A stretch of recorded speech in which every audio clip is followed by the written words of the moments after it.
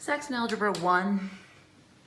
This is a special lesson I'm making for Athena to review the ideas behind fractional parts of a number. I was going to send you a link to one of the earlier lessons that would explain this to you in a little more detail because you weren't using my videos when I taught this. But it's really a bunch of little pieces of lessons all rolled together. So I'm just going to give you a lovely, nice review.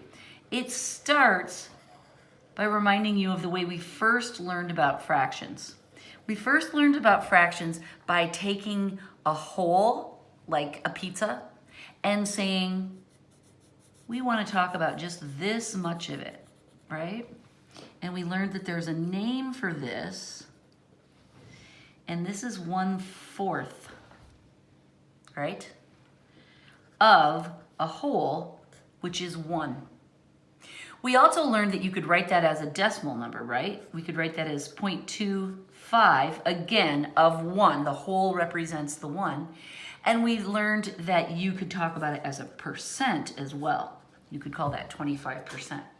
So there's 3 different ways, fraction, decimal, and percent, to describe this fractional part of a single number. But what if we want to make it a fractional part of a group? So let's imagine that these are, make them your favorite small round candy. So M&Ms, peanut M&Ms, Skittles, Reese's Pieces, whatever you like best.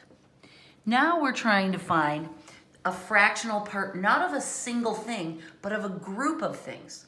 We still want to find 1/4, and we can do that, but now it looks like this. We're finding not 1/4 of one thing, we're finding 1/4 of 20 things. Okay? I know that this is 1/4 because I arranged 5 candies into each of 4 rows. So I know that there are 20 and I know that's 1/4. I set this up. But you can quickly see that 1/4 of 20 things is 5. We can also write it as a decimal. If I want to find 0.25 of 20 things, that's also going to be 5, right? Because it's the same number. And I can also say 25% of 20 things also equals 5, right?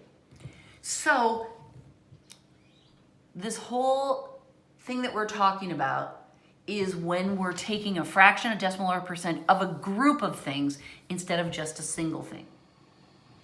And that's what this title is supposed to be explaining. What we're told, what John helps us come to grips with, is that there's a really nice formula we can use to figure this out. And in this formula, we're going to have 3 variables. The first one, f, equals the fraction that we're using to divide it up, okay? And I'm going to tell you about how we tweak the fraction for the decimals and the percents in just a minute, but let's just start with the fraction. The of number equals the total group. In this case, the 20 candies, right? And the is number is the special group. And the story that leaps to my mind is that there are 20 Reese's Pieces in the bowl, and your mom tells you that you can eat 1/4 of them, so you get 5. All right? The way we can use this to calculate is to say f times of equals is. That is the basis of this formula that we use to find the fractional parts of a number. And years ago, one of my students would have such a hard time remembering this. And he knew he needed it, but he couldn't remember the details of the formula. And in the classic way that many 7th grade boys have, he tried to be like, Mr. I'm rough and tough and I'm a swear talker. But of course he wouldn't really swear in front of me. So he used to call this that frickin' formula. And the name stuck. And even though many years have passed, he is now in his 30s. He has 2 daughters. I still call it the frickin' formula in honor of that student, all right? So the frickin' formula is the tool we use to divide up a group of things into fractions, and then I'll show you also decimals and percents, all right?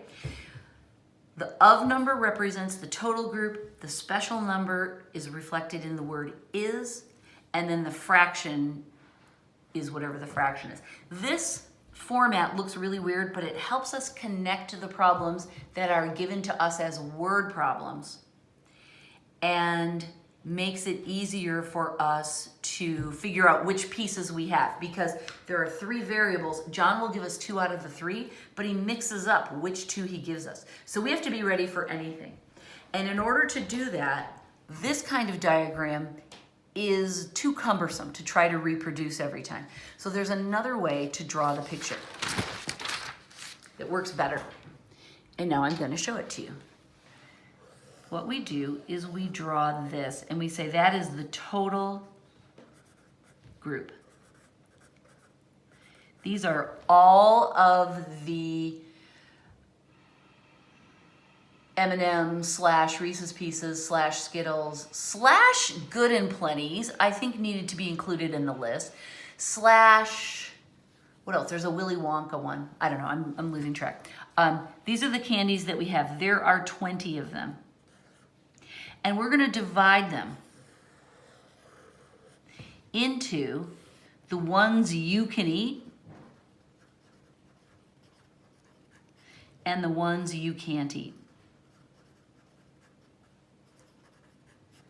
Okay? We know from our picture before that you're allowed to eat 5 and you're not allowed to eat the other 15. The total group represents 1. This represents 1/4, and this represents 3/4. I kind of had to squeeze those in. Sorry about that. All right, this is how we can display this information. It's the same information we had before, but it's a more efficient and effective way to display it. The first circle is always the of number. Okay, so that represents the total group. That's what we always start with. Then once we break it down, either of these groups could be the is number, depending on how John asked the questions. In this case, I'm more interested in the ones that you're allowed to eat. So this would be our is number, and this fraction is the one that we use in our calculation. So we would say that, remember, it's F times of equals is. That's our frickin' formula.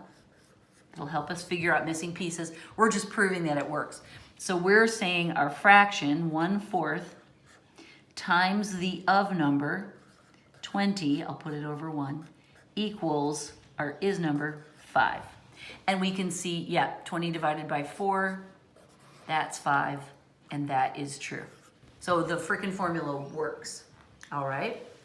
Now, what if we want to do this with a decimal instead of a fraction? We can divide things up with a decimal. Your mom can say, Athena, goddess, you may have 0.25 of the Skittles / whatever in the bowl. Okay, so you would calculate that using this pattern.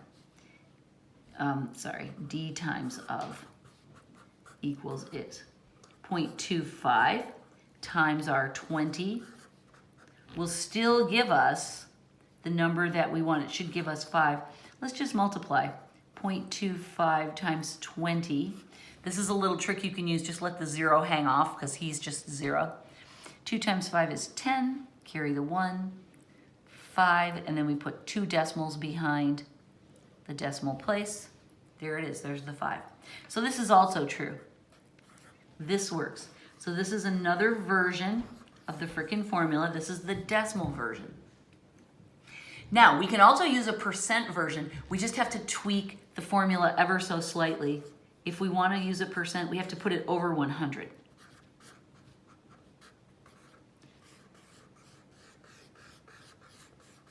Okay, so here are the 3 forms. This is the first form, this is the second form, and this is the third form. John used to do a ton of fractions. We've never done a whole bunch of decimals, but percents are the ones he's really into. And, you know, as am I think they're really fun. So we always want to use this format to organize us, but let me just show you that the numbers will work here too. Our percent here would be 25%, right? 25% over 100, we don't need to write the symbol. 25 over 100 times the of number, which is 20, over 1 equals 5, if we've done our work right, right? 25 and 100 go 1 and 4. 4 into 20 goes 5.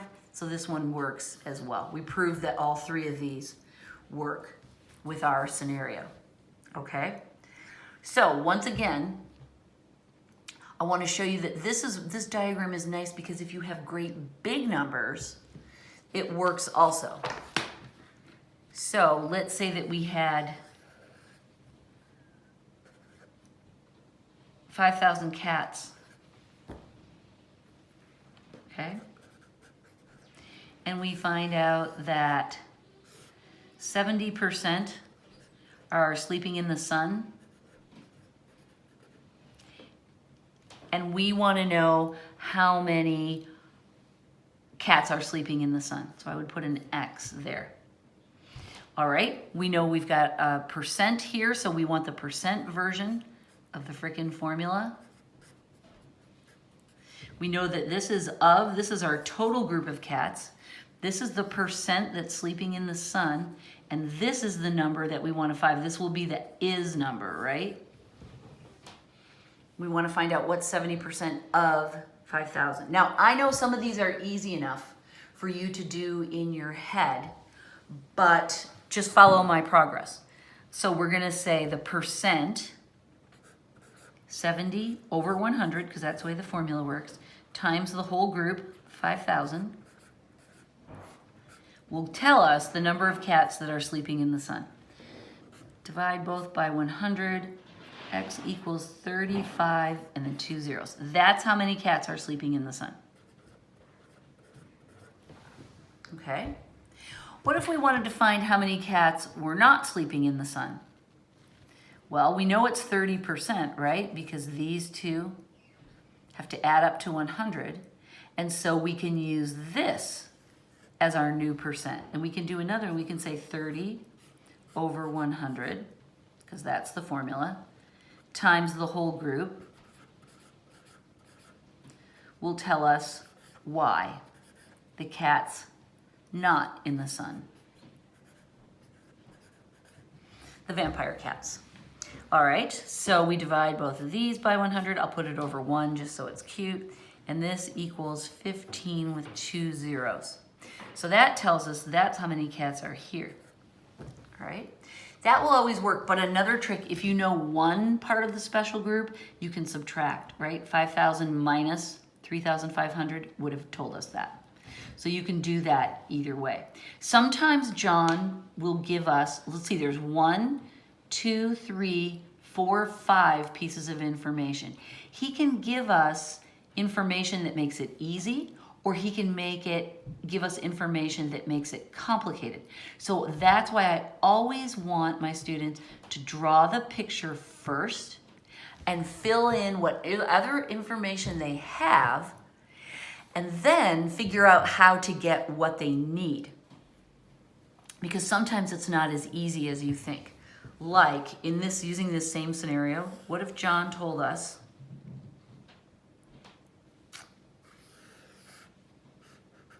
often we have an arrow between them. And when I divide the group up, I don't necessarily do it proportionally, right? If this is 70, that line should probably be further down. I'm not trying to make it look proportional. I'm just showing that the group is divided. What if he told us that there were 1,500 cats sleeping, not in the sun, and there were 70% sleeping in the sun? How many cats are there in all? Okay, we have to be careful because we don't have, based on what John's given us, we don't have any information that relates to the same group. The 70% that are in the sun, that number doesn't connect with the 1,500 that are not in the sun. So that doesn't help us. We can't use those two in the equation together because they're talking about separate groups. What we have to do is mentally go, oh, if that's 70%, then this is the 30%. Now we can use this information to work backwards. And we would say our fraction, 30 over 100, times our of, this is always the of number, this is always the is number, and there's our percent, equals 1500, right? So we just have to be careful that we put the information into the equation in the right places. Now we solve this by hitting it with a reciprocal stick, which, you know, I like to do. 100 over 30, the 3 and the 15 cancel down to a 5. 1 0 goes away. So my final answer is a 5 with 1, 2, 3 zeros. And look, that's exactly what we knew it should be. So these problems can be tricky because John can give us so many random pieces of information, and that's why I always want you to draw the picture first and put in the information where you can so that you can think clearly about what you need in order to get the answer. The last thing I want to add to this lovely conversation that we're having is that the pictures we've been talking about have been the way we draw them when the percent is less than 100. So like with our cats, we took our group that represented 100% and we split it into 70% and 30%. But sometimes we'll do percents that are greater than 100. We had some cats that were sleeping, and then some more cats came. And now we have, from the original, we have 220% of the original group. How many are here, right? So if this was 5,000, and we now have 220% of the original group, we use the same formula, but it'll just look a little bit different. So now we'll do, it's still P over 100 times of equals is. This is still the of. Excuse me, I'm yawning. This number will be the is, and the percent is here. These problems look a little weird at first because the shape seems a little strange, and we started doing these last, but these are actually easier because John can't confuse you so much with giving you bits and drabs of weird information. Here, there's less information, so it all kind of has to fit. Let me show you how it works, and then I'll tell you one little wrinkle John can give us. So this is the of number. The x is what we don't know. The percent is 220. So we would go 220 over 100 times the of number, those 5,000 cats. And we'll find out how many cats we have now. Take away the zeros, right? We're dividing it by 100, but we do it just by crossing off zeros. Now we need 22 times 5. 110, plus we have 2 more zeros. So that means we now have 11,000 cats. It's a lot of cats, isn't it? Wait, I have too many zeros. I was gonna say, that doesn't seem right. Right? No, that's right. This is what's wrong. I didn't write that there. Okay, now it's better. 22 times 5 is 110, so there's 1 0 plus 2 more. So that is our final answer. That's how many cats are there. Sometimes, for this number, John will be tricky. He'll say the number of cats increased by 120%. Well, we would take the 100% that was already there, and we would add the increase number. So sometimes we have to be careful. He'll be tricky, sneaky with the words he uses in that part. All right, the last thing I want to say is about my crazy ways of describing these. These two pictures are very important in determining what kind of problem you have. As you're reading the problem, you're trying to decide, is it this kind or is it this kind? So in talking about that, I've developed a shorthand. This kind of problem, the less than 100% kind, I call these ice cream sundaes. Because in my mind, this looks like a scoop of ice cream, and this looks like the hot fudge that is deliciously sliding down. Oh, you know how hot fudge, when it's hot and the ice cream's cold, it slides down? It looks to me like a scoop of ice cream in a clear glass dish. Pretend this is perfect. I like it to be a footed dish, right? And I can see that chocolate melting down. So this kind of picture I always call a hot fudge sundae. This, or an ice cream sundae. I don't usually say hot fudge, but that is the kind I'm thinking. This kind of problem I usually call a peanut. You know how peanuts in the shell have the two bumps, and usually one peanut is larger than the other, right? And they have those kind of bumpy grooves on them. This to me is a peanut style problem. Although one of my students once pointed out to me that this shape also looks a lot like baby Jesus wrapped in swaddling clothes. It was around Christmas time. So imagine these are the little robes he's in, and here's baby Jesus asleep, not knowing that he's part of a math problem, right? So it can be a baby Jesus. Now, I have to say this. I have neighbors that have a nativity scene that they put out in their yard at Christmas time. And they've put it out for decades. They've had it for so long. It's so great. They still have it. It's still going out. I'm so happy they haven't moved. And in it, Mary is holding baby Jesus, and he's wrapped in swaddling clothes, kind of like a baby. But he's huge. He's proportionately way too big for what a newborn baby would look like.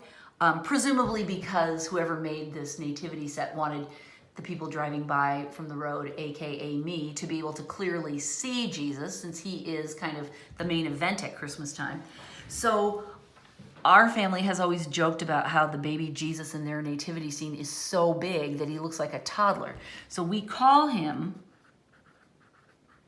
toddler baby Jesus. And for some reason, whenever I talk about this baby Jesus that looks like a peanut, that looks like this kind of problem, I end up calling him toddler baby Jesus, which I shouldn't, because he's clearly an infant, but that's just what comes out of my mouth. So if you hear me talking about toddler baby Jesus, you know I mean this baby Jesus, but my neighbor's version of him.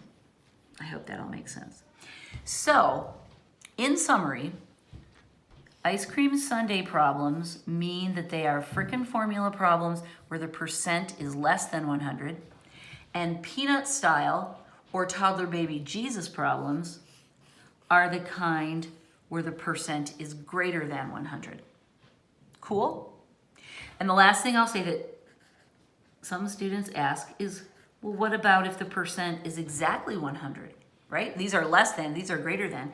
If the percent was 100, then that would mean that the first group was exactly the same as the second group. I'll write X and X. There would be no change. So those aren't any fun. We need drama, we need intrigue, we need change in our problems. Okay? So, going back to my central point, which is these diagrams help you organize the data and figure out what you need to do to move ahead. So I recommend always that you start these problems by drawing the picture, determining whether you have a ice cream sundae or a peanut style, draw the diagram, fill in what you do know, use that to figure out what you don't know, then you'll need to use the formula. Then when you're done, go back and fill in not only your answer, but any other information that's missing in the diagram. Complete it, and that will go a long way in making sure you understand this kind of problem. I can't think of a single other thing that I could tell you about this fascinating topic, except that, you know, I'm into it. So let me know if you have any questions. Thank you. Goodbye.